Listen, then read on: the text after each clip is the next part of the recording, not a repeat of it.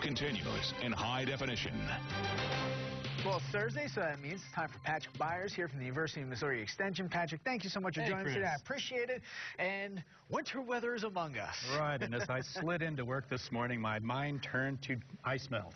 Okay, now what about ice melt in particular? Well, you know, ice melt, there's lots of different chemicals that can be used for melting ice and snow. And obviously sodium chloride, which is rock salt, is commonly used, but there's many others as well. But all of these materials have adverse effects on plants. All right, how do they even damage the plants? Well, once they're in the soil, they can cause soil compaction. They can also make it difficult for plants to take moisture up from the soil, which kills roots and damages leaves. And actual contact with the leaves of plants can cause browning and burning. Okay, are there any other problems that can come out, like not only with plants?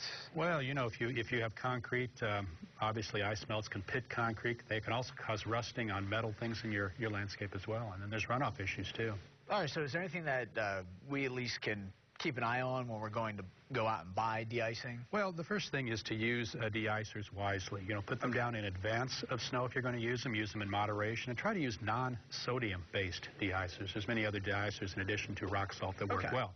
And if you can get by with abrasives like kitty litter or sand instead of an ice melt chemical, that can be very helpful. Okay, so just toss out, if you have some extra kitty litter, you know, just toss it out a little bit and you should be okay. And you can also look at the plants themselves. There are certain plants that are actually tolerant of salts in the soil and their environment. And if you have a place like along the driveway or perhaps along the curb where there's going to be splash from in it, then plant those salt-tolerant plants in those areas. And we were talking about it a little bit before, you know, even just be aware of when you're shoveling everything off, you know, don't put it back onto your lawn. Back onto your lawn or your shrubs, because that actually concentrates the salts. Okay, and where can people find more information on We this? have lots of information on ice melts and how to keep your plants safe and healthy.